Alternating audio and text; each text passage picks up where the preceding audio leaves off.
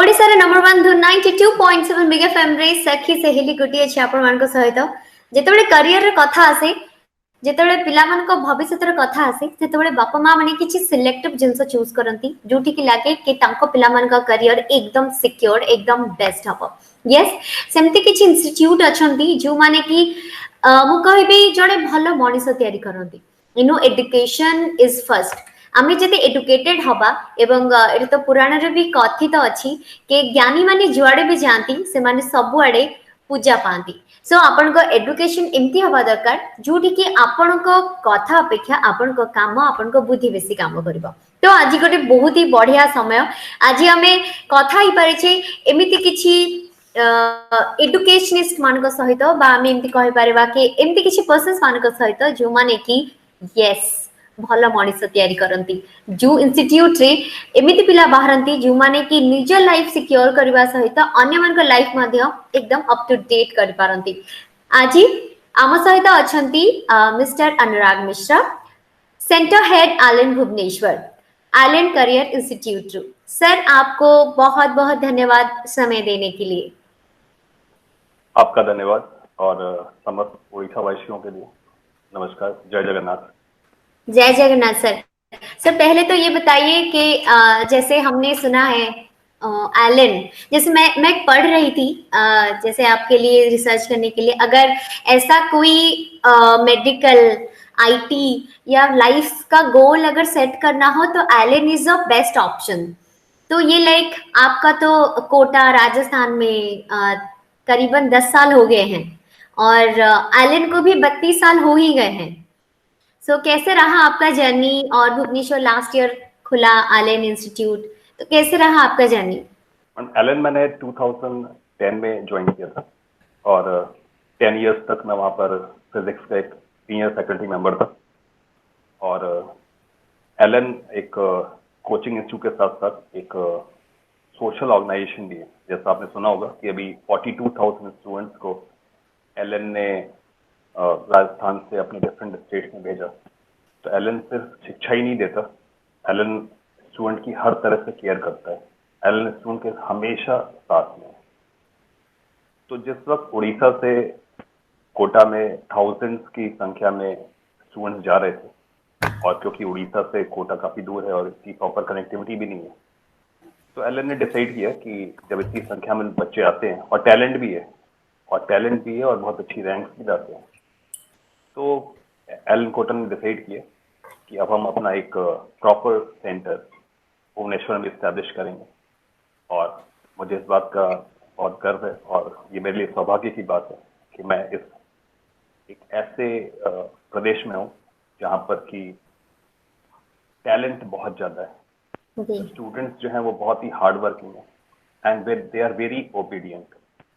और मेरा जो महसूस किया कि जो यहाँ पर संस्कृति है, जो बच्चों का जो लालन पालन हुआ है वो इतना रिस्पेक्ट करते, हाँ पर टीचर्स को इतना रिस्पेक्ट करते हैं, मतलब इतनी रिस्पेक्ट जो है मतलब पूरे टचिंग करियर में बहुत रेयरली ऐसा हुआ। मैंने महसूस किया कि मतलब हर बच्चा आपके पैर छूता है और मैं तो एकदम अभिभूत हो जाता हूँ। मैं सोचता हूँ कि यार ये मतलब तो टीचर को गॉड ही समझते हैं मुझे। और इससे प्रेरित होकर के हम लोग के अंदर एक प्रेरणा आती है, इंस्पिरेशन आती है कि हम अपनी तरफ से और ज्यादा करें इनके लिए। मतलब मैं आपको एक वेरी ऑनेस्टली स्पीकिंग ऐसा कल्चरल इससे कल्चरल चेंज मीन्स जब बच्चों को मैं देखता हूँ कि वो हर बात सुन रहे हैं, आपके पैर छू रहे हैं और आप जो भी कह रहे हो उसको सिंसियरली ओबे कर रहे हैं, दे आर हार्ड वर्किंग, तो आपको खुशी होती है। आप सोचते हो कि चलो आपका जो है एक आप सफलता की तरफ बढ़ रहे हो। जी सर, आपको तो पता है this is a very situation critical situation, this covid is a pandemic situation. तो बच्चों की पढ़ाई कैसे ठीक से हो पाए तो एलन इंस्टीट्यूट इसका क्या स्टेप ले रही है? ऑनलाइन क्लासेस, ऑनलाइन कोचिंग्स, जैसे आगे एग्जाम भी थोड़े पोस्टपोन हो गए हैं लेकिन आगे तो एग्जाम होंगे ही। लाइक अगर एलन इंस्टीट्यूट है तो बेस्ट फॉर है नीट एंड लाइक आप तो मतलब बेहतर इंसान बनाते हैं पढ़ाई के साथ साथ, एक इंस्टीट्यूट जो बेहतर इंसान बनाता है, तो उसके लिए एलन इंस्टीट्यूट ने क्या क्या स्टेप्स लिए हैं? मैडम हमारे अभी जो एजुकेशन चल रही है ये एक्चुअली 4 स्टेप प्रोसेस है। ओके। आप इसको थोड़ा ध्यान से समझिएगा। It's a 4 step process. पहली स्टेप पर होता है कि बच्चे के पास एक इंफॉर्मेशन पहुंची। तो हम लोग हमारी एक अपनी ऐप है, उसको हम BPMS ऐप बोलते हैं। उस पर हम वीडियो लेक्चर्स अपलोड करते हैं जिसको बच्चे देखते हैं। उसका एक टाइम टेबल होता है, उसके अकॉर्डिंग उसको देखते हैं। ये हुआ फर्स्ट स्टेप, जिसमें बच्चे के पास इंफॉर्मेशन पहुंच रही है। अब इंफॉर्मेशन पहुंचने के बाद बच्चा उसको एसिमुलेट करेगा, उसको रिवाइज करेगा, सेल्फ स्टडी करेगा और अपनी कुछ थिंकिंग लगाएगा, कुछ अपनी एनालिसिस करेगा। जब वो एनालिसिस करेगा, इस प्रोसेस में कुछ बाई प्रोडक्ट्स होंगे, उसको डाउट्स भी आएंगे और कुछ स्ट्रेंथनिंग ऑफ कॉन्सेप्ट भी होगा। कॉन्सेप्ट भी डेवलप होंगे, कुछ मिसकॉन्सेप्शन भी डेवलप होंगे। तो पहला स्टेप हुआ कि हमने उसको डिलीवरी दी इंफॉर्मेशन की। दूसरा स्टेप हुआ बच्चे ने सेल्फ स्टडी किया, अब उसके पास डाउट्स आए और कुछ कॉन्सेप्ट भी डेवलप हुए। अब आता है हमारा नेक्स्ट स्टेप। उन डाउट्स अगर मैं दूर नहीं करूंगा तो वो डाउट्स उसके और अदर पार्ट ऑफ स्टडीज को इफेक्ट करेंगे और वही उसको स्ट्रेस भी प्रोड्यूस करते हैं। अब हमारा आता है इंटरेक्टिव प्लेटफॉर्म। हम स्टूडेंट के साथ एक 30 स्टूडेंट के ग्रुप में बच्चों से इंटरेक्ट करते हैं। तो जिन्होंने जो भी डाउट्स होते हैं उसको फैकल्टी मेंबर्स इंटरेक्टिव मैनर में उसको सॉल्व करते हैं। उनके कॉन्सेप्ट्स को बिल्डअप करने के लिए कुछ एक्स्ट्रा कॉन्सेप्ट्स भी देते हैं। मीनवाइल अगर हमें रियलाइजेशन आता है कि हमने जो मेन वीडियो दिया है उसमें कुछ बातें बच्चों को प्रॉपरली नहीं पहुंची, तो हम इमीडिएटली सेकेंडरी वीडियोस बना देते हैं और उनको छोटे पार्ट्स में उनको डिलीवर कर देते हैं। अब कई बार स्टूडेंट्स को छोटा डाउट होता है। अब छोटा डाउट है तो किसको एड्रेस करें? तो हमने एलएन के ऑल 5000 स्टूडेंट्स को 25 से 30 के ग्रुप्स में डिवाइड कर दिया है, उनके व्हाट्सएप ग्रुप बना दिए हैं। तो जी, मैं भी अभी ये पूछने वाली थी कि जो कि एक क्लास में सारे बच्चे होते हैं तो कोई अपना डाउट क्लियर कर सकते हैं, लेकिन अब तो सारे बच्चे अपने घर में हैं, तो लाइक अगर हर एक का डाउट होगा तो आप कैसे क्लियर कर पा रहे होंगे? हाँ, मैं वही बता रहा हूँ कि हमने क्या किया है कि सारे स्टूडेंट्स को 25 से 30 के ग्रुप में डिवाइड कर दिया है और हर ग्रुप पर हर सब्जेक्ट का एक फैकल्टी मेंबर एसोसिएट कर दिया है। तो स्टूडेंट जब अपने सेल्फ स्टडी के बाद जो भी डाउट्स होते हैं उसको पुटअप करता है, व्हाट्सएप ग्रुप में पुटअप करता है और हमने इंश्योर किया है कि विद इन 24 आवर्स वो डाउट उसका क्लियर होता है। हमने एक मैकेनिज्म बनाया है तो उसका डाउट हम फैकल्टी मेंबर्स उसको तुरंत, उसके भी कई ऑप्शन है, वो इंटरैक्टिव प्लेटफॉर्म से उसको डिस्कस कर सकता है, जैसे मैं भी आपसे मीटिंग कर रहा हूँ, प्लस वो फोन कॉल से एड्रेस कर सकता है, जरूरत पड़ने पर उसको वीडियो कॉल भी कर सकता है और उसको एक रिटर्न टेक्स्ट लेकर के उसको वैसे भी भेज सकता है। तो मल्टी वेज में हम उसके डाउट्स रिमूव करते हैं। मैं डाउट पे इसलिए स्ट्रेस कर रहा हूँ कि जब भी कोई बच्चा सेल्फ स्टडी करेगा तो डाउट्स आएंगे ही आएंगे, कॉन्सेप्ट्स भी डेवलप होंगे, मिसकॉन्सेप्शंस भी डेवलप होंगे। तो अगर आप कोई भी मैकेनिज्म अगर मिसकॉन्सेप्शन को डील नहीं कर रहा है, वो मैकेनिज्म सक्सेसफुल नहीं हो सकता। तो हमारा सबसे थ्रस्ट होता है how to remove this misconception. और अभी शुरुआत में मैंने आपसे कहा कि इस प्रदेश में बच्चे बहुत मेहनती होते हैं। तो होता क्या है कि मैंने ऑब्जर्व किया है कि वीडियो लेक्चर्स के भी वो वैसे ही नोट्स बनाते हैं जैसे कि वो नॉर्मल क्लासेस में बना रहे होते हैं। वो नोट्स दिखाते हैं हमारे को कि सर देखिए हमने ये नोट्स बनाए, और नोट्स बनाते टाइम हमारे को ये डाउट है। तो वो प्रॉपर एग्जैक्टली वैसे ही मतलब पढ़ रहे जैसे कि एक क्लासरूम में बैठे। क्लासरूम में। तो जैसे अब तो पता नहीं है एग्जाम्स कब होने वाले हैं, और लाइक ट्यूशंस के लिए आप क्या सलाह देंगे बच्चों को, लाइक बोर्ड एग्जाम के लिए जो प्रिपेयर कर रहे हैं? Behave like a commando. युद्ध हमेशा नहीं होता है, कई बार ऐसा होता है हमें पता नहीं होता कि युद्ध कब होगा। जैसे अभी जो करंट क्राइसिस है इसके बारे में हमें पता नहीं था, हमें नहीं पता था कि क्राइसिस आने वाली है। तो हमारे को एक कमांडो की तरह बिहेव करना चाहिए। युद्ध हो या ना हो, हम अपनी पूरी कोशिश और अपनी पूरी तैयारी हमेशा करते रहे। तो मेरा एक सुझाव है कि आप एक रिगरस टाइम टेबल बना लें कि आप सुबह 5 बजे उठेंगे, उसके बाद फिर मॉर्निंग वॉक करके थोड़ी एक्सरसाइज करके करीब 6 बजे तक आप रेडी होंगे। 6 to 9 आप पढ़ें, 9 o'clock पे ब्रेकफास्ट लें, हाफ एन आवर का एक गैप दें, फिर 10 o'clock से एक बार फिर से पढ़ना शुरू कर दें। 10 o'clock से 1 o'clock तक पढ़ाई करें, फिर लंच लें, थोड़ी देर आराम करें, फिर 3 PM से दोपहर में फिर से पढ़ाई शुरू कर दें, और from 3 PM to 12 AM you have got 9 hours। और ये 9 hours में आप 1 hour इंटरटेनमेंट का रख सकते हो, 1 आवर आप खेलने की रख सकते हो एंड 1 आवर इवन आप हॉबीज की रख सकते हो। Still you get 6 hours. That means over a day आपके पास एटलीस्ट 12 आवर्स हैं जिसमें कि आप पढ़ाई कर सकते हो। तो इंस्पिरेशन नेचुरली नहीं आती है। एक बच्चों के मन में होता है कि पहले हम इंस्पायर होते हैं फिर हार्ड वर्क करना शुरू करते हैं। ऐसा नहीं होता है। पहले आपको अपने आप को फोर्स करना होता है, आपको अपने आप को मजबूर करना होता है, आपको स्टडी टेबल पर फोर्सिबली इनिशियली बैठना पड़ता है। अगर आपका पढ़ने में मन नहीं लग रहा है तो आप फोर्सिबली बैठे और ये सोचे कि नहीं मेरे को 2 घंटे तो बैठना ही, कुछ भी हो जाए। आप जब फोर्सिबली बैठेंगे तो मीनवाइल कोई बैठा नहीं रह सकता, वो कुछ तो करना शुरू करेगा। जी और जब कुछ करना शुरू करेगा तो इसमें मीनवाइल उसकी इंस्पिरेशन डेवलप होना शुरू करेगा। तो हम इंस्पायर तब होते हैं जब हम हार्ड वर्क करना शुरू करते हैं। इंस्पिरेशन कम से अलॉन्ग, वो पहले नहीं आता है। वो एक कॉज एंड इफेक्ट है। पहले कोई कॉज होगा फिर इफेक्ट आएगा। तो इंस्पिरेशन ग्रेजुअली आता है, हार्ड वर्क करने के दौरान आता है। फिर जब आप कुछ अचीव कर लेते हैं तो और आपके अंदर इंस्पिरेशन आती है, आप और हार्ड वर्क करते हैं। तो मैं बच्चों से ये कहूंगा कि अपने विद इन सर्च करें, अपने अंदर सोचें, कमांडो की तरह काम करें। दूसरा, ये वो समय है जिसमें कि हर एक के पास एक्सक्यूज है कि इतनी बड़ी प्रॉब्लम है, मैं कैसे पढ़ूं, आई एम स्टूडेंट। हर एक के पास एक्सक्यूज है। एक्सक्यूज तो कोई भी दे सकता है, लेकिन इस टाइम में जो प्रॉपरली इस टाइम को यूटिलाइज करेगा वो औरों से आगे चला जाएगा। ये कंपटीशन का वर्ल्ड है। इसमें आप जितने ज्यादा प्रिपेयर्ड रहेंगे और अपने आप को जितना ज्यादा न्यू स्किल्स जितने आप लर्न करेंगे, आप उससे जल्दी आगे जाएंगे। तो ये तो बहुत इजी है कहना कि मेरा मन नहीं लग रहा पढ़ने का। It's very easy to drop. लेकिन आप ये सोचें, थिंक ऑफ ग्लोरी जो आपको मिलेगी, सक्सेस जो आपको मिलेगा, आप उसके बारे में सोचें और एक अपनी तरफ से फोर्सफुली पढ़ना शुरू करें। इंस्पिरेशन अपने आप आएगा और एक बार इंस्पिरेशन आया तो वो फिर कंटिन्यूड होता जाता है। अपने आप को फोर्स करना पड़ता है। ये देखो, पढ़ना आसान काम नहीं है, फ्रैंकली स्पीकिंग इजी नहीं है। जो टॉपर्स आप देख रहे होते हो 15 घंटे 16 घंटे पढ़ लेते हैं, वो टॉपर्स एक इंस्पिरेशन से ड्रिवन होते हैं। वो उनके मन में ये होता है कि मेरे को कुछ कर दिखाना है। तो जिस समय पे बाकी लोग अपना समय खराब कर रहे होते हैं, वो टाइम पर वो एक्स्ट्रा मेहनत कर रहे होते हैं और तभी आगे निकल जाते हैं। और जब आगे निकल जाते हैं उनको टॉपर कहना शुरू कर देते हैं। हम कहते हैं उनकी आईक्यू बहुत अच्छी है, हम कहते हैं बहुत टैलेंटेड है। टैलेंट, आईक्यू, लेकिन उनके पीछे पीछे उनका डेडिकेशन एंड एफर्ट रहता है। डेफिनेटली मैम, ये हार्ड वर्क है। इस हार्ड वर्क, उस हार्ड वर्क को हमने नहीं देखा होता है। हम तो सिर्फ उसका रिजल्ट देखते हैं, उसकी सक्सेस देखते हैं और डिक्लेयर कर देते हैं कि वो तो बहुत ब्रिलियंट है, वो तो शार्प है और उसकी आईक्यू बहुत ज्यादा है, बहुत टैलेंटेड है। बट ये सब कुछ हार्ड वर्क से आता है।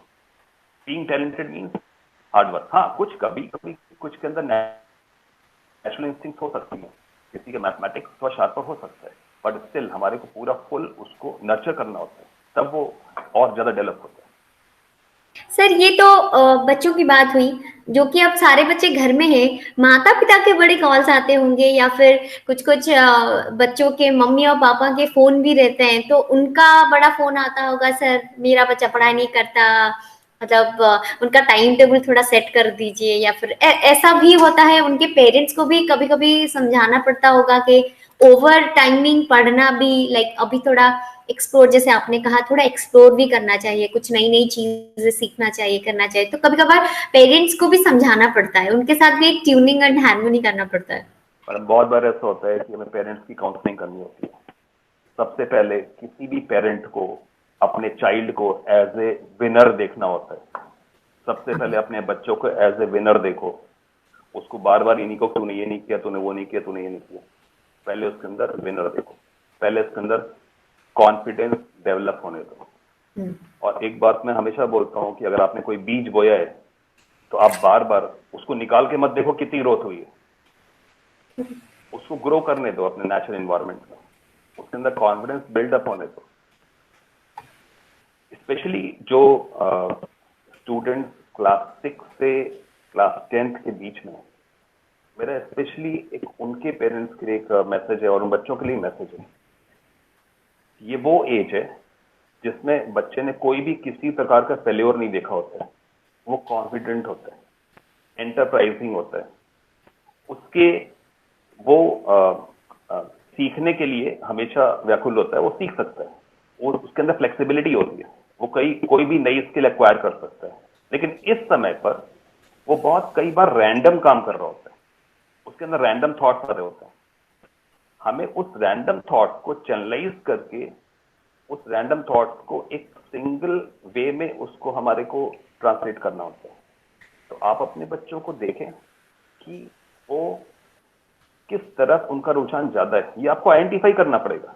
ये हमें देखना पड़ेगा कि वो बायोलॉजी में इंटरेस्टेड हो रहा है, मैथमेटिक्स में इंटरेस्टेड हो रहा है, या फिर किसी अदर मैथमेटिकल स्किल जो कि कॉमर्स रिलेटेड उसमें इंटरेस्टेड हो रहा है, या स्पोर्ट्स में इंटरेस्टेड हो रहा है। जिसमें भी वो इंटरेस्टेड हो रहा है उसमें अगर आप इस एज ग्रुप के बच्चों को अगर आप आइडेंटिफाई कर लोगे तो फिर वो कुछ भी कर सकता है। हम ये class 6 to class 10 age group के जो भी बच्चे होते हैं, ये अगर डिसाइड कर लें, ये अगर डिसीजन ले लें कि मेरे को आईआईटी में टॉप रैंक से आना है, या मेरे को मेडिकल में टॉप रैंक से आना है, या मेरे को बहुत अच्छा स्पोर्ट्स पर्सन बनना है, तो इनसे ज्यादा लर्निंग एबिलिटी किसी के अंदर नहीं होती है। जी इनके इस मैंने तो जितने महान लोगों का एक खास हिसाब से तेंदुलकर का एग्जांपल ले लें, ये वो लोग हैं जिन्होंने एकदम अर्ली स्टेज में स्टार्ट कर दिया। तो हमें माता पिता को ये आइडेंटिफाई करना पड़ेगा कि उनके बच्चे के अंदर कौन सा टैलेंट है, उसको नर्चर करना शुरू करना पड़ेगा, उसको प्रमोट करना शुरू करना पड़ेगा। गलतियां हर एक से होती हैं, तो छोटी मोटी गलतियों में तो कभी बच्चों को कुछ कहना ही नहीं चाहिए। जी जी, गलतियों से ही तो सीखते हैं हम, अगर गलती भी नहीं करेंगे तो सीखेंगे कैसे? डेफिनेटली। तो हमारे को उसके छोटे छोटे जो भी इंस्टिंक्ट्स दिख रहे हैं उसको हमें और प्रमोट करना चाहिए, क्योंकि कैच देम यंग, बहुत बार हम फ्रेज बोलते हैं ना, कैच देम यंग। तो अगर आपका बच्चा क्लास 6 से क्लास 10th में है तो that is the right time. इस टाइम उसके अंदर सबसे ज्यादा एनर्जी है। आप एक बार थोड़ी देर सोच के देखें कि जिस वक्त पौधा छोटा है उस वक्त आप उसको ज्यादा केयर कर सकते हैं, या जब उस टाइम एक बड़ा हो गया उस टाइम आप कर सकते हैं। तो हमारे को देखना है किस टाइम पे मैन्योरेबिलिटी फ्लेक्सिबिलिटी ज्यादा है, किस टाइम उसको ज्यादा अच्छे से ट्रेन कर सकते हैं, वो टाइम हमें आइडेंटिफाई करना चाहिए। जी सर, ये हम जानना चाहेंगे कि ड्यूरिंग लॉकडाउन आप कैसे मतलब सब स्टाफ्स को मैनेज करते हैं, क्योंकि जो कि बच्चे तो आते नहीं हैं, कोर्स कौन सा पढ़ाया जाएगा, या फिर आज कौन सा क्लास लिया जाएगा, कभी कभार कोई बच्चे छूट जाते हैं, कोई इंटरेस्ट भी नहीं दिखाता, तो ऐसे उनको कैसे मोटिवेट करते हैं? बिकॉज लॉकडाउन के चलते सब थोड़े घर में हैं, थोड़ा सुस्तीला भी हो गए होंगे, तो कैसे उनको मोटिवेट करते हैं आप?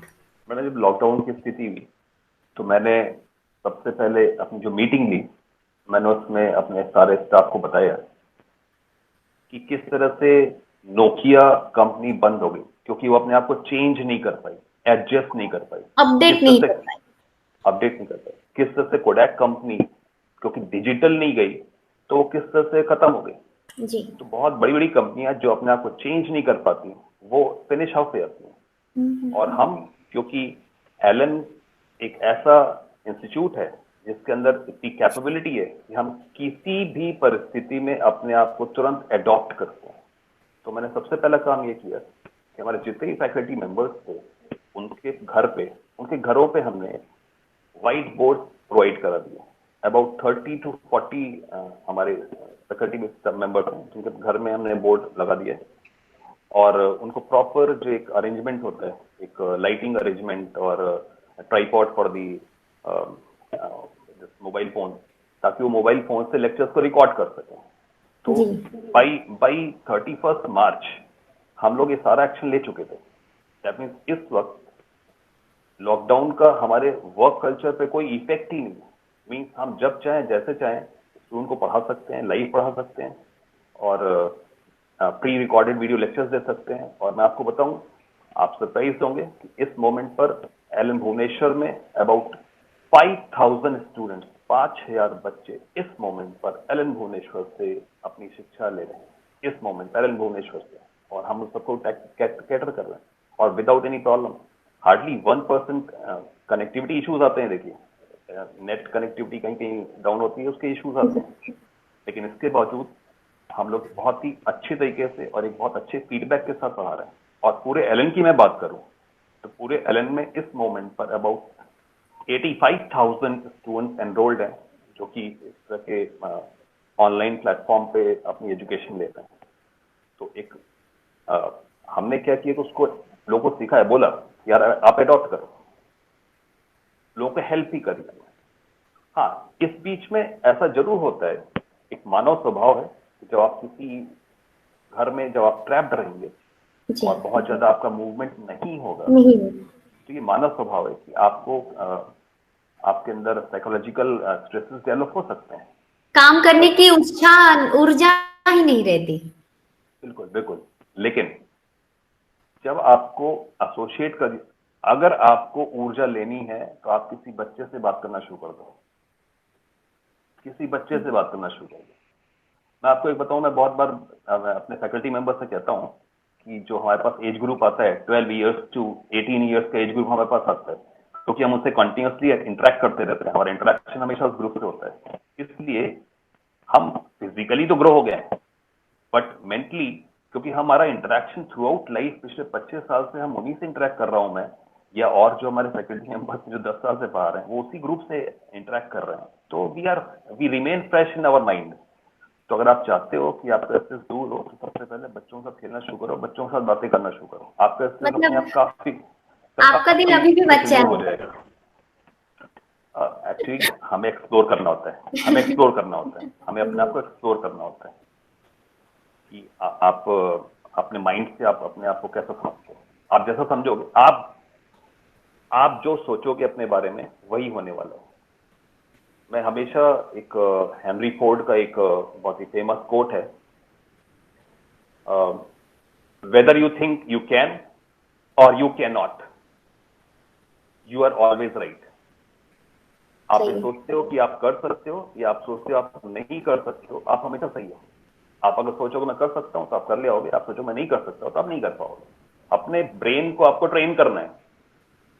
पॉजिटिविटी जो है वो sometimes we have to drive it, वो नेचुरली नहीं आता है। कोई दुनिया में ऐसा कोई शख्स नहीं है जिसको निराशा नहीं होती है। हमारे को पॉजिटिविटी ड्राइव करनी होती है, उसके लिए इंस्पिरेशन लेनी होती है। तो हम लोग आपस में एक रेगुलर हमने रूटीन बना दिया है कि हमारे सारे डिपार्टमेंट की वीकली मीटिंग कंपलसरी है। हमने कहा आप कुछ भी आपस में करो, 1 घंटे आपस में बातें जरूर करो, इंटरेक्शन जरूर करो। इसी तरीके से हमने कंपलसरी बना दिया है कि हर फैकल्टी मेंबर वो जिस भी बच्चों के ग्रुप में एडेड अप है उससे कॉल करे, ऑल स्टूडेंट से बातचीत करे, उनके उनके जो भी प्रॉब्लम्स आ रहे हैं उनको बात करे, उनको उनको इंस्पायर करे।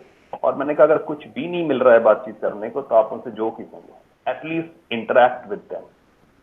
तो आप जब इंटरेक्शन करते हो तो सारे स्ट्रेस रिलीज हो जाते हैं, और जब आप शेल में चले जाते हो तो वो एक्चुअली बढ़ने आते हैं। जी ये मतलब आप जिसको भी आप फीड करोगे, आप कॉन्फिडेंस फीड करोगे, आपके अंदर कॉन्फिडेंस आ जाएगा। आप जो है स्ट्रेस को फीड करोगे, आपके अंदर स्ट्रेस भर जाएगा। जिसको भी आप फीड करते हो वो बढ़ता रहता है। तो सिंपली जो पॉजिटिविटी है उसको फीड करो। सर, ये लॉकडाउन के चलते नीट एंड जेई स्टूडेंट्स के लिए कुछ रहेगा आपका मैसेज? मतलब जो है 2020 के एस्पायरेंट्स, उनके कभी कभी डीमोटिवेट हो जा रहे होंगे, कब होगा डेफिनेटली एग्जाम, मतलब उनको मोटिवेट करने के लिए क्या मैसेज रहेगा आपका? डेफिनेटली मैम, ये एक बहुत ही इंपॉर्टेंट फैक्टर है, क्योंकि ये बच्चे ऐसे हैं जिनका एग्जामिनेशन मई में होने वाला था, जी और उसके बाद बहुत ही कई समय तक काफी समय तक अनसर्टेन कंडीशंस बन गई, जिसकी वजह से सबसे ज्यादा स्ट्रेसेस इनके अंदर ही है, क्योंकि इन्होंने पूरी तैयारी करी और लास्ट लेग ऑफ प्रिपरेशन में लॉकडाउन हुआ। मीन्स आप सोच सकते हैं जब वो उसकी प्रिपरेशन कंप्लीट हो गई और वो प्रैक्टिस टेस्ट की तरफ जा रहा था, वो टाइम पे लॉकडाउन हुआ। जी तो इसमें क्या होता है, कई सारे बच्चों को आप वही चीज पढ़ चुके हो, उसको बार बार पढ़ना आसान नहीं होता है। It's very difficult thing. तो मेरा कहना ये है, स्टूडेंट्स को इस वक्त कमांडो लाइक बिहेव करना चाहिए। अगर किसी भी बच्चे के अंदर मेरा ये मैसेज चला जाए, that student is to be a commando. वो ये सोचे कि मेरी प्रिपरेशन लेवल हमेशा एवरी डे होनी चाहिए, एवरी डे मेरा प्रिपरेशन लेवल हाई होना चाहिए। वो ये दिमाग में रखे, मेरा एक टेस्ट कभी भी ले लो, ऐसा होना चाहिए। तो अब मैं कहूंगा कि आप आज के बाद से, आज को आप अपना एक मान लिए कि आपका टाइम स्टार्ट हो रहा है, आपको कह दो भाई t=0 आपका हो गया, फर्स्ट आपका टाइम स्टार्ट हो रहा है। आज से एग्जामिनेशन तक के जो टाइम इंटरवल है उसको आप डिवाइड कर दो, और जो आपको लगता है कि आपका सबसे स्ट्रॉन्ग टॉपिक है उसको आप सबसे पहले ले लो, और एक इस पूरे 2 मंथ्स के प्रोग्राम को लेकर के जैसा आपने अपना रिवीजन प्रोग्राम एक बार पहले सेट किया था, एग्जैक्टली वैसे एक रिवीजन प्रोग्राम सेट करो। आप ये सोच के चलो कि आप एक बैट्समैन हो, बारिश हो गई, आपको पेविलियन जाना पड़ा, फिर वापस मैच शुरू हुआ, फिर बारिश हो गई, फिर पेविलियन जाना हुआ। आप जिस तरह सोचते हो कि राहुल द्रविड़, सचिन तेंदुलकर या विराट कोहली बिहेव करते हैं, अपने माइंड को साइकोलॉजी ट्रीट करते हैं, एग्जैक्टली वैसे ही आप ये सोचो भाई आपने प्रिपरेशन कर लिया, फिर एक ब्रेक हुआ, अब आप उस ब्रेक से फिर वापस आ रहे हो, तो अपने आप को आप कुछ ग्रेट पीपल के बारे में सोचो। इवन फुटबॉल मैच में भी होता है, इवन टेनिस में भी होता है, और इवन एक्टर्स के साथ होता है, कई बार उनको बीच में ब्रेक करना पड़ता है। तो यही तो ग्रेटनेस है कि हम कैसे उसका अडॉप्ट कर रहे हैं। तो अपने आप को एक प्रोग्राम बनाओ, फ्रेश ये सोचो कि आज से मुझे फ्रेश बैठना है। Think about the glory that you are going to attain. आप उस सक्सेस के बारे में सोचो जो आपको मिलने वाली है। और सबसे महत्वपूर्ण, अपने माता पिता के बारे में सोचो जिन्होंने इतने दिनों से एक सपना संजो रखा था। मेरा ये लाइन बहुत ही इंपॉर्टेंट है। आप थोड़ी देर के लिए सोचो कि एक बच्चा जो डॉक्टर बनना चाहता है, वो 9th 10th से सोचना शुरू कर देता है कि मेरे को डॉक्टर बनना है। उसका सपना 9th 10th से स्टार्ट हो जाता है। आप उस ड्रीम के बारे में सोचो कि आपको ड्रीम था, आपको अपने माता पिता को एक ऐसा, उनको एक रिवॉर्ड देना है कि वो खुश हो सकें, आप पे गर्व कर सकें। तो आप अपने उस ड्रीम के बारे में सोचो कि वो ड्रीम आप कब से देख रहे हो। उसको पूरा करने के लिए ये छोटी मोटी चीजें, साइकोलॉजिकल प्रॉब्लम्स को असाइड करो, अपने ड्रीम के बारे में सोचो and go for your goal. Many times क्या होता है कि स्टूडेंट कहते हैं कि मेरे पास टू परफॉर्म वेल इसका बर्डन है। टू परफॉर्म वेल ये बर्डन नहीं है। कई बार मम्मी पापा पूछते हैं, बेटा तू पढ़ रहा है कि नहीं पढ़ रहा है, क्या कर रहा है तू, यहाँ कैसे घूम रहा है, मोबाइल को चला रहा है, ये क्यों कर रहा है। सारे बच्चों को मेरा संदेश ये है कि आपके माँ बाप जो काम खुद नहीं कर पाए, वो चाहते हैं कि आप उनको करके दिखाओ। वो अपनी सक्सेसेस आपके अंदर देखते हैं। वो चाहते हैं कि जो कुछ भी वो अचीव नहीं कर पाए उससे 10 टाइम्स आप अचीव करो। इसी मोटिवेशन से वो आपको कभी कुछ बोलते हैं। तो वो उनका भी एक ड्रीम है। तो हम ड्रीम को पॉजिटिवली लें और ये सोच के चलें कि मेरे को अपने माँ बाप के लिए, मैं एक छोटी सी बात बोलना चाहता हूँ। बहुत बार क्या होता है कि न्यूज़पेपर में देखता हूँ कि स्मॉल टाउन्स की बात कर रहा हूँ। स्मॉल टाउन्स में न्यूज़पेपर में एक छोटी सी फोटो छपी होती है कि मेरा जो बच्चा है वो उसने नीट क्वालिफाई कर दिया। उसकी बहुत रैंक नहीं आई होती है, बट उसने नीट क्वालिफाई कर दिया होता है, तो उसका एक फोटो छपा होता है। और पूरे जो उस लोकेलिटी के लोग होते हैं, वो छोटे शहर के लोग होते हैं, वो बहुत खुश होते हैं कि देखो उनका बच्चा है, उसने देखो नीट क्वालिफाई कर दिया। तो वो एग्जाम्पल वो हो जाते हैं कि अच्छा उनके घर का बच्चा क्लियर कर लिया तो हमारे घर का बच्चा भी पढ़ना चाहिए। बिल्कुल। तो जो माँ बाप हैं उनके लिए आपकी जो सक्सेस है वो इतनी इंपॉर्टेंट है कि वो जब कभी भी किसी भी शादी में रिश्तेदारों से मिलते हैं, जब कभी ऑफिस में अपने किसी कलीग से बात करते हैं, और जब कभी भी किसी से भी एक खुशी वाली बात करना चाहते हैं, तो हमेशा बोलते हैं देखो मेरा बेटा ना, ये देखो मेरा बेटा ना, ये डॉक्टर बन गया, ये मेरा डॉक्टर बन गया। वो अपनी पहचान आपके अंदर ढूंढते हैं। इसलिए सारे स्टूडेंट से मेरा एकदम बिल्कुल विशेष आग्रह है, जो समय बचा हुआ है उस समय में किसी भी निगेटिव बात के बारे में सोचे ही नहीं। आपको अधिकार ही नहीं है अभी से आप सोचें कि मेरे को रोज 12 से 15 घंटे कमांडो ट्रेनिंग की तरफ पढ़ाई करनी है। मतलब ये आपको थोड़ा और समय मिल गया और थोड़ा प्रैक्टिस और थोड़ा बेहतर बनने के लिए। बिल्कुल। और ऐसे बहुत सारे बच्चे हैं जो कि बोर्ड एग्जामिनेशन के बाद, जिनको पहले टाइम नहीं मिलता था, उनका मार्च में बोर्ड एंड होता था और 1 महीने का एग्जामिनेशन रहता था, उनके लिए तो दिस इज गोल्डन अपॉर्चुनिटी जी। और अभी भी अगर वो पढ़ना शुरू करें तो अभी उनके पास 2 महीने हैं। बिल्कुल। तो हम ये सोचे चलें इसी अटेम्प्ट में नीट और आईआईटी को हम क्रैक करेंगे, और अपने मम्मी पापा का एक बार चेहरा देखें, उनका आशीर्वाद लें, और तुरंत आज से ही, अभी देर नहीं करनी है। मेरी अगर जिस भी समय पे मेरी बात आपके कानों में पहुंचे, उसके 1 घंटे के बाद तुरंत एक टाइम शेड्यूल के साथ पढ़ाई करना शुरू कर देना है। मतलब काल करे जो आज करे जो अब। बिल्कुल। और इसमें मैं एक स्टैटिस्टिकल बात बोलूं, एक छोटी सी, कि सारे बच्चों से मैं ये कहूंगा कि आप क्रिकेट का वर्ल्ड कप ले लो, आप फुटबॉल का वर्ल्ड कप ले लो, आप कोई सा ही वर्ल्ड कप ले लो, और ये पता करो कि लास्ट 5 वर्ल्ड कप में जो टॉप 4 टीम्स हैं, उस टॉप 4 टीम्स में ऐसी कौन सी टीम सेमीफाइनल में पहुंची जो टॉप सीडेड नहीं थी, जिसका टॉप 4 में रैंकिंग नहीं था। और मैं आपको डेफिनेटली बता रहा हूं, in every world cup you will find one team जो कि पहले टॉप सीडेड नहीं थी लेकिन वो सेमीफाइनल में पहुंची just by great and determination. और मैं इसमें इंडिया का एग्जांपल ले लूं, 1983 वर्ल्ड कप जब इंडिया ने जीता था तो लोग विश्वास नहीं कर रहे थे कि ये टीम वहां पे पहुंच सकती है। लोग तो कह रहे थे फर्स्ट राउंड में चली जाएगी, बट उसने वर्ल्ड कप जीत के दिखाया। जी कहने का मतलब ये है कि जो भी टाइम स्पैन आपके पास है 2 महीने का, आप ये मत सोचो कि ये कम है टाइम स्पैन। कोई सा भी कंपटीशन हो, कोई सा भी कंपटीशन हो, उसमें लास्ट 2 मंथ्स में एब्सोल्युटली क्रूशियल होते हैं। उसमें कोई टॉपर नीचे भी आ सकता है और कोई नीचे का बच्चा ऊपर भी आ सकता है। कोई भी इस 2 महीने के टाइम में कैसा भी रिजल्ट ला सकता है, तो इसको बिल्कुल कम नहीं समझें। और मेरे इस इंटरेक्शन के बाद 1 घंटे के अंदर माता पिता का आशीर्वाद लेकर के तुरंत पढ़ाई पे जुट जाए। सर, ये ड्यूरिंग लॉकडाउन के चलते मतलब न्यू बैचेस इंट्रोड्यूस होने वाले हैं या फिर आप न्यू बैचेस स्टार्ट होने वाले हैं? मैडम, हमारा कोई भी प्रोग्राम इफेक्टेड नहीं हुआ है इस लॉकडाउन से। हमने जो भी प्लानिंग करी थी, जो भी प्रोग्राम्स हमारे पहले से थे, वो सारे इंटैक्ट हैं। और अभी हमारा लेटेस्ट इस 25 मई से हमारे लेटेस्ट हर स्ट्रीम में, वो 9 से 10 क्लास के बच्चों के लिए, नीट के लिए, IIT JEE के लिए, हर स्ट्रीम के बच्चों का एक नया फेज 25 मई से स्टार्ट हो रहा है और एवरी मंथ ये स्टार्ट होता रहेगा। और हमने अपने किसी भी प्रोग्राम पर किसी प्रकार का कोई भी प्रभाव नहीं होने दिया। हम एलन का यही स्ट्रेंथ है, ये एक फैमिली है और इस फैमिली में हम कोई भी काम ये सोचे कर रहे हैं कि उसको हम अपने लिए कर रहे हैं, हम एक जॉब पे नहीं है। और ये भी मैं आपको बता दूं, टीचर जो होता है, पढ़ाते पढ़ाते टीचर जॉब पे नहीं रहता, वो फिर एक सर्विस पे आ चुका होता है। तो हम लोगों ने एक ऐसा इन्वायरमेंट बनाया है कि हमने कहा कि हमारा कोई सा भी स्टूडेंट इफेक्टेड नहीं होना चाहिए।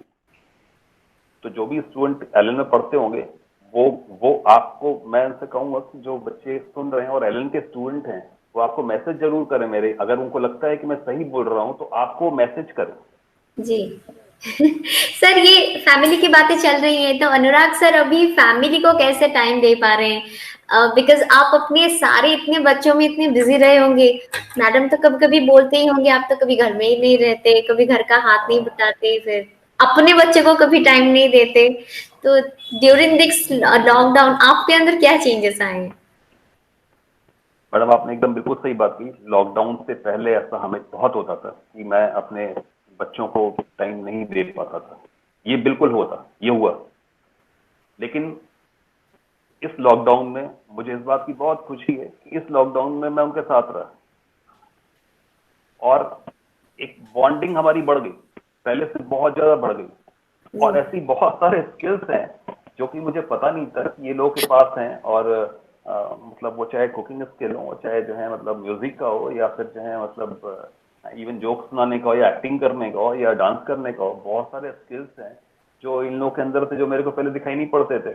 सर, और अब आपके मैं अंदर कौन सा स्किल डेवलप हुआ है ड्यूरिंग दिस लॉकडाउन? मतलब कुकिंग, सिंगिंग, जो करना, क्रैक्स करना, क्या आपके अंदर खुद में आपको क्या मिला? मैडम, मुझे नहीं लगता कि मेरी आवाज सुन के आपको ऐसा लगता होगा कि कोई मैं बहुत अच्छा सिंगर होऊंगा। और क्योंकि इट्स वेरी हैवी वॉइस, मुझे ऐसा लगता है।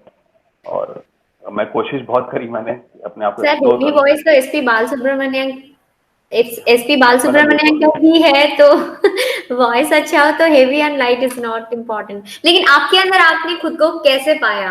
As a very good chef, as a very good reader, या फिर क्या मिला? दूसरे अनुराग को आपने देखा कि नहीं देखा? इस टाइम में मैडम मैंने उन लोगों के बारे में काफी पढ़ने की कोशिश करी जो जिन्होंने सक्सेस काफी ज्यादा पाई, और ये जानने की कोशिश करी कि वो लोग जिस टाइम पर कोई प्रॉब्लम्स आते हैं उसको कैसे रिएक्ट करते हैं, when they are down and out, तब वो क्या करते हैं। मैंने कई सारी ऑटोबायोग्राफीज पढ़ी जिसमें कि कोई फॉर एग्जांपल, जैसे मैंने एक ऑटोबायोग्राफी पढ़ी, ऑटोबायोग्राफी ऑफ ली इयाकोका। ली इयाको का, जो कि क्राइसलर कंपनी के प्रेसिडेंट रहे।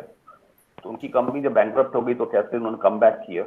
इवन स्टीव जॉब्स जब उनका कंपनी जो बैंकरप्ट हो गई तो उन्होंने कैसे कम बैक किया। तो इस तरह की मैंने कई चीजों को मैंने जानने की कोशिश करी कि पर्सन रिएक्ट कैसे करता है, चीजों को रिएक्ट कैसे करता है। तो मैंने एक ही बात लर्न की, सबसे इंपॉर्टेंट बात मैंने ये लर्न करी, ये जो चैलेंजिंग टाइम्स होते हैं, ये चैलेंजिंग टाइम्स होते हैं हमारे इनर सेल्फ को एक्सप्लोर करने के लिए, जी जी हमें एक बेटर फाइटर बनाने के लिए। और इसी सही बात, कई बार लोग कहते हैं कि जो सर्वाइवल ऑफ फिटेस्ट, तो इस टाइम पर जो लोग डर गए और घर पे बैठे हुए हैं, वो मेरे लिए अच्छे लोग हैं, वो अच्छे लोग हैं। इस टाइम पे डरना अच्छा था। जो भी मतलब डर के ये घर में डायलॉग बैठा हुआ कभी सूट नहीं करेगा। शोले का गब्बर का जो डर गया वो मर गया, अभी जो डर है, गया वो बच गया। डेफिनेटली हाँ, जो डर गया वो बच गया। तो इस टाइम पर मैंने और कई लोगों को प्रोत्साहित भी किया। हमारे लिए सब्जेक्ट मैटर को ब्रशअप करना बहुत जरूरी होता है। हम अपने सब्जेक्ट पर बहुत अच्छे रहें, नए प्रॉब्लम्स एक्सप्लोर करें, नई चीजें एक्सप्लोर करें, वो हमारे लिए बहुत इंपॉर्टेंट होता है। तो इस टाइम को मैंने काफी कुछ अपने सब्जेक्ट को पढ़ने में भी लगाया। जी और सबसे अच्छा था कि मैंने अपने परिवार को देखने में लगाया। मतलब ये बात सही है कि इस तरह की पैंडेमिक कभी, भगवान करे कभी ना आए, ना कभी नहीं, कभी ना आए। लेकिन पिछले 2 महीने में मैंने रियलाइज किया कि ऐसे बहुत सारे एस्पेक्ट्स हैं जो हमारे खुद के परिवार के लोगों में हैं, और हमने उनको मतलब हम अप्रिशिएट ही नहीं कर पाए कई बार। मतलब अब इग्नोर मैं करते रहे, मतलब कभी नोटिस ही नहीं किया। नोट, क्योंकि हमने साथ नहीं रहे, ज्यादा साथ नहीं रहे। और जैसे कई बार हम लोग घूमने आते थे साथ में, तो घूमने आते थे साथ में, तो अब हमने अज्यूम कर लिया कि हम लोग घूमने ही आए हुए हैं और we are in two place. या और क्योंकि हम घूमने आए हुए हैं तो हमारे को जो है और ज्यादा आपस में इंटरेक्ट करना है। अब जैसे हमारे यहाँ बेटे का जन्मदिन आया है, बेटी का भी जन्मदिन आया है इसी दौरान में, तो घर पे ही केक बना। और क्योंकि बर्थडे सेलिब्रेशन में हम लोग जो है बलून्स वगैरह नहीं फुला सकते थे, सब कुछ नहीं था, तो हमने कोशिश करी कि कुछ अपनी तरफ से कुछ इनोवेटिव वेज करें, कुछ मतलब पेपर फ्लावर्स बनाएं, कुछ इस तरह की चीजें करें हम। और एक छोटा सा केक भी हमने बनाया संभव जो है, वैसे तो मेरी वाइफ जो है अच्छा केक बना लेती है, तो एक छोटा सा केक बनाया उन्होंने। तो सब कुछ हमने अपने आप से किया। मैं इस एक छोटी सी बात पे मैं एक छोटा सा एक मेरे माइंड में एक मैसेज आ रहा है, वो ये कि मैंने सबसे बड़ा रियलाइजेशन ये किया कि हमें सारे काम अपने आप से करने चाहिए। हमें अपने कल्चर को प्रमोट करना चाहिए, हमें अपने लोगों को प्रमोट करना चाहिए। इसलिए मैंने एक डिसीजन लिया कि अब जब कभी मैं कभी मार्केटिंग करूंगा तो मैं पहले उस शॉप को चूज करूंगा जो खुद का अपना काम कर रहे हैं, जो फाइट कर रहे हैं। जो छोटे ग्रोसरी शॉप्स होते हैं, लोकल प्रोडक्ट्स या फिर लोकल। लोकल प्रोडक्ट, जी जी तो मैंने डिसीजन लिया कि अब अपनी तरफ से मैं 100% ये कोशिश करूंगा, 100%, जब तक कि एब्सोल्यूट इमरजेंसी नहीं हो तब तक मैं अपने खुद लोकल प्रोडक्ट, अपने स्वदेशी प्रोडक्ट को ही मैं लूंगा किसी भी कीमत पर। क्यों? क्योंकि मेरे को ये समझ में आया कि दुनिया हमें फॉलो कर रही है।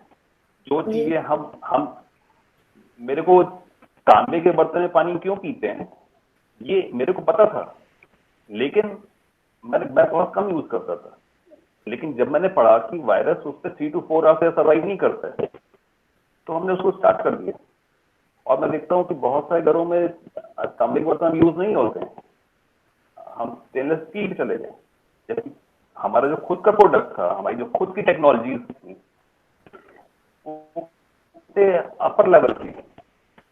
तो काफी समय मैंने इस एक्सप्लोरेशन में लगाया कि हमारा जो कल्चरल जो हेरिटेज है, जो हमें चीजें मिली हैं, वो थाउजेंड्स ऑफ ईयर्स के रिसर्च के बाद मिली है। मैं पहले रेगुलर प्राणायाम नहीं करता था, लेकिन इस दौरान एवरी डे 1 आवर मैंने डिवोट किया इस पर, 1 आवर एवरी डे। और अब मैं इतना अच्छा महसूस कर रहा हूँ। तो मेरे को लगता है कि यार हमारे ऋषि मुनियों ने जो हमारे को ये इतनी बड़ी एक संपदा दी है, तो हमने इसको अभी तक हमने यूज क्यों नहीं किया, एक्सप्लोर ही नहीं किया अभी तक। डेफिनेटली। और मैंने हमारे जो भुवनेश्वर के बहुत सारे मंदिर हैं उनकी कलाकृतियों को और भी पूरे इंडिया में जो भी कल्चरल हेरिटेज हैं उसके बारे में मैंने काफी कुछ मैं शेयर भी करता हूँ, मैं फेसबुक पे शेयर भी किया मैंने काफी ज्यादा। तो मुझे लगा कि यार हम लोग, हमारे इतना रिच कल्चर है, हमारे पास इतनी चीजें हैं। लोग जब पहले पत्तल में खाना खाते थे तो लोग, बाकी लोग कहते थे यार पत्तल में खाना खा रहे हैं, जबकि मैं तो देखता हूँ सबसे ज्यादा जो है स्वच्छ वही चीज और लोग बाकी फॉलो कर रहे हैं। तो that is more green thing to happen. हम प्लास्टिक पे कब आ जाए हमें पता ही नहीं चल रहा। जी पहले घरों में झोले होते थे। हाँ, एक चीज मैडम और है मेरे को ध्यान में, उड़ीसा में आके मेरे को सबसे ज्यादा मेरे को एक बहुत स्ट्राइकिंग, बहुत अच्छी बात ये मिली। मैं अभी यही सवाल करने वाली थी कि 1 साल से आप उड़ीसा में हैं, भुवनेश्वर में हैं, तो कौन सी चीज आपको बहुत ही अच्छी लगी? मैडम मैं जब कई घरों के सामने देखता हूँ, हर घर के सामने मेरे को तुलसी जी का पौधा दिखाई पड़ता है, हर घर के सामने रिलीजियसली। मेरे घर में भी लगा हुआ है, लेकिन जब आप नॉर्थ इंडिया में और घर जाएं तो ये प्रथा थोड़ी कम हो गई, लेकिन यहाँ पे मैं देखा कि हर घर के सामने लगा हुआ है और पीपल कल्चरली जुड़े हुए हैं। हर एक जो फेस्टिवल्स का नाम मैं भूल चुका था, जिन दिनों के बारे में मैं भूल चुका था, जब सूर्य ग्रहण लगता था तो हम उसको मतलब ठीक है कर देते थे। जब यहाँ पर आया तो मैं कहा celebrated, it is celebrated here. इससे बड़ी क्या चीज हो सकती है कि हर एक फिनोमेना का सेलिब्रेशन होता है, लोग कल्चर से बहुत ज्यादा जुड़े हुए हैं। और मैं चाहता हूँ कि लोग टेक्नोलॉजिकली एडवांस हों बट कल्चर के साथ जुड़े ही रहें। और जैसे से समय आगे निकल रहा है मेरे को, मैं इवन यहाँ के गांव की तरफ भी ड्राइविंग करते बहुत बार गया और बिलीव मी, जो ग्रीनरी यहाँ पर है, जैसा केरल लोग बोलते हैं ना, वैसा ही अभी है। बस बात ये है कि शायद वहाँ पे टूरिस्ट ज्यादा आते हैं, ज्यादा उनका प्रसार हो गया। बट जब मैं यहाँ पर किसी भी हाईवे में जाता हूँ, किसी भी दिशा में, तो जो ग्रीनरी मेरे को दिखाई पड़ती है वो भारत के किसी भी हिस्से से किसी प्रकार से कैसे भी कम नहीं दिखाई पड़ती। और बल्कि कुछ क्योंकि मैं आप लोगों के लिए पुराना है, लेकिन मेरे लिए तो बिल्कुल नई चीज है। जब मैं कोणार्क से पुरी की तरफ जब मैं ड्राइविंग कर रहा था, अबाउट 30-40 किलोमीटर का एक जो स्ट्रेच था, मेरे को तो एक लुक हेवनली मिलेगा। मैं यूरोप के किसी मतलब किसी प्लेस में मैं जा रहा हूँ, बगल में सी है और आप एक चल रहे हो। अब ठीक है, अभी लोग जो है मतलब उससे ज्यादा इसके बारे में अवेयर नहीं है, बट मुझे लगता है कि विद इन 5 years ये मैं बच्चों को बोलता भी हूँ कि 2030 में उड़ीसा भी लीडिंग स्टेट है। क्योंकि मैं जो बोल रहा हूँ ऑन रिकॉर्ड है, तो शायद 2030 में ये बात शायद एक बार फिर से कोई जो उसको निकालेगा। तो आप मैं हमेशा बोलता हूँ कि यहाँ पे जो खनिज संपदा है और जहाँ पे कल्चर है, जहाँ पे जो हार्ड वर्किंग पर्सन है, मुझे पूरा विश्वास है कि लीडिंग स्टेट बनेगा। और एक बात मैं और बोलता हूँ कि जैसे कोटा जो है वो भारत के वेस्टर्न एज पर एक एजुकेशन हब है। मुझे इस बात का पूरा विश्वास है कि भारत की ईस्टर्न जो पूरी लाइन है, कोस्ट लाइन है, हाँ, ये कोटा ऑफ ईस्ट है। और मुश्किल से 4 से 5 साल के अंदर, मुझे पूरा विश्वास है 4 से 5 साल के अंदर हम वैसे ही सिलेक्शन और वैसे ही टॉप रैंक यहाँ से दे रहे होंगे जैसे कोटा से आते हैं। मुझे इस बात का पूरा विश्वास है। मैं यहाँ के लोगों का जो समर्पण है एजुकेशन के लिए और एजुकेशन की जो ज़ील है और जो स्कूलिंग है यहाँ पर, उस सबको मिला करके मुझे इस बात का पूरा विश्वास है कि जिस तरह के रिजल्ट कोटा ने दिए हैं वैसे ही, और शायद हम बेटर भी करें, वैसे रिजल्ट हम यहाँ से निश्चित तौर पे देने वाले हैं। एक वर्क कल्चर मेरे को दिखाई पड़ता है बच्चों के अंदर, तो मुझे पूरा विश्वास है कि ये कोटा ऑफ ईस्ट डेफिनेटली होगा। खुद पे अगर विश्वास होगा तो ऑफ कोर्स बच्चों के अंदर ये विश्वास अपने आप ही आएगा। और आपका नाम ही बयां करता है एलियन मीन्स सम हार्मोनी, और आप अपने बच्चों के करियर को इतनी सुंदर से ऊपर ले जा रहे हैं, एक बिल्ड कर रहे हैं। जैसे मैंने पहले भी कहा था, आप एक अच्छा इंसान बना रहे हैं। एंड इस वैल्यूएबल टाइम के लिए, इंस्पायरिंग टॉक्स के लिए आपका बहुत बहुत बहुत शुक्रिया। 92